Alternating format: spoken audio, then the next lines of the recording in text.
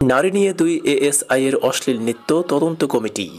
মাদারীপুরে পুলিশের 2 উপসহকারী পরিদর্শকের নারী নিয়ে অশ্লীল নৃত্যের কয়েকটি ভিডিও ক্লিপ সামাজিক যোগাযোগ মাধ্যমে ভাইরালের ঘটনায় তদন্ত কমিটি গঠন করেছে জেলা পুলিশ।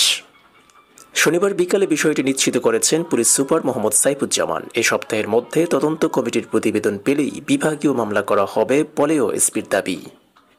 এক সদস্যের তদন্ত কমিটি গঠিত হয়েছে, যিনি হচ্ছেন সহকারী police super Shibchar circle Ajmer Hossain. তিনি আগামী 23 জানুয়ারির মধ্যে পূর্ণাঙ্গ তদন্ত প্রতিবেদন দাখিল করবেন। সেই তদন্ত রিপোর্ট পেলে বিভাগীয় মামলার বিষয়ও চূড়ান্ত হবে।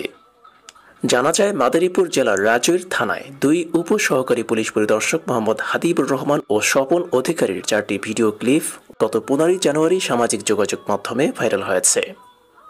যে ভিডিওতে দেখা যায় তারা একটি টিন শেড ঘরে মদ্যপান অবস্থায় একাধিক নারী নিয়ে নাচানাচি করছেন।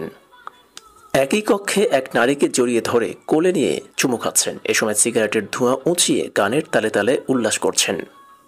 সেই কক্ষের খাটে বসে তাদের সঙ্গে নারীদের নৃত্য উপভোগ করছেন যুবলীগ নেতা রাহাত হোসেন মৌলভী। এমন কয়েকটি ভিডিও ক্লিপ সামাজিক যোগাযোগ মাধ্যমে ছড়িয়ে পড়ে সমালোচনার মুখে পড়ে পুলিশ বিভাগ। পরে ওই দিনই অভিযুক্তদের পুলিশ লাইন্সে ক্লোজ করে সংযুক্ত করা হয়। এ ব্যাপারে মাদারীপুর জেলা পুলিশ সুপার মোহাম্মদ সাইফুজ্জামান বলেন, শৃঙ্খলা ভঙ্গ করায় 1 সদস্য বিশিষ্ট তদন্ত কমিটি গঠন করা হয়েছে। তিনি 1 সপ্তাহের মধ্যে তদন্ত রিপোর্ট পেশ করবেন। তার দেওয়া রিপোর্টের ভিত্তিতে বিভাগীয় মামলা রুজু করা হবে। তবে অভিযুক্তদের তাৎক্ষণিক পুলিশ লাইন্সে ক্লোজ করা হয়েছে। তারা আপাতত কোনো ধরনের কাজের সঙ্গে যুক্ত নেই। বিষয়টি পুলিশের ঊর্ধ্বতন মহলও অবগত রয়েছে।